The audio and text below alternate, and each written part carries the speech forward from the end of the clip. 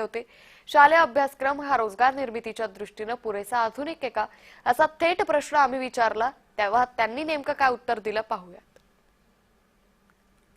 मला असं वाटतं की जेव्हा आपण स्किल लेबर किंवा स्किल डेव्हलपमेंट याच्याबद्दल बोलतो तर शाळांमध्ये सुद्धा तुम्हाला असं वाटतं का, काय होतं ना, शाळांमधला अभ्यासक्रम म्हणजे असं वाटतं कॉलेजमध्ये गेल्यानंतर किंवा कॉलेजमधून बाहेर पडल्यानंतर जे आपण शिकलो त्याचा काय उपयोग झाला, म्हणजे it has to relate somewhere.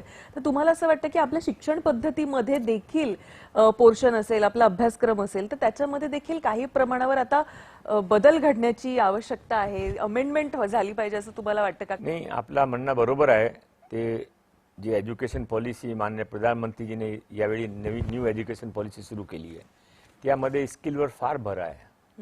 Local language पण फार भर आहे. ते लोकांची काय मनामध्ये ने देशाची काय रिक्वायरमेंट ते चांगली ओळखता नवीन त्याप्रमाणे ते पॉलिसीचे सर्जन करतात. हा ऑलरेडी त्याने न्यू एज्युकेशन पॉलिसीमध्ये सुरू केल्यानंतर त्यामध्ये स्कूलपासून ते स्किलचं काम सुरू होणार आहे. तर कौशल्य विकास मंत्री मंगल प्रभात लोढा जय महाराष्ट्राच्या कॉफी विथ कदम या शो मध्ये आले असता तिथे त्यांनी रोजगाराबद्दल महत्त्वाची माहिती दिली आहे.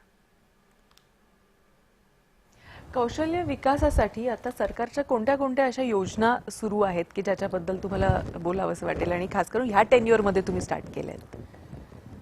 या टेन्युअरमध्ये आपण एकतर ते जे आमचे सेक्टर काउन्सिलमध्ये बाहेर आपण लोकांना शिकवत होते, ते माननीय मुख्यमंत्रीजीने आमच्या निर्देश दिला की तुम्ही ITI तुमच्याकडे आहे, तुम्ही तिथे सुरू करावा. तो आम्ही सर्व सेक्टर काउन्सिलचे काम आता आमच्या ITIमध्ये सुरू करण्याचा निर्णय 10 दिवसापूर्वी घेतलेला आहे.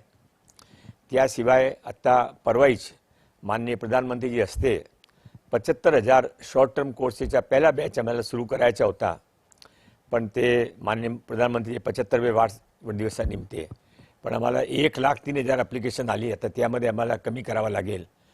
पण ते शॉर्ट टर्म कोर्सेसमध्ये जे आम्ही फक्त पूर्ण त्या डिसेंट्रलाइज पॉलिसीने केलेलं आहे.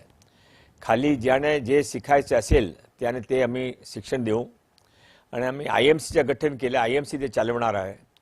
आमची अशी अपेक्षा आहे की यावेळी फर्स्ट बॅचमध्ये 75,000, सेकंड बॅचमध्ये 1,00,000, नंतर 1,25,000 असं 1 वर्षामध्ये कमी कमी आम्ही 4 ते 5 लाख लोकांना शिक्षण देऊ. हा ॲडिशनल आहे.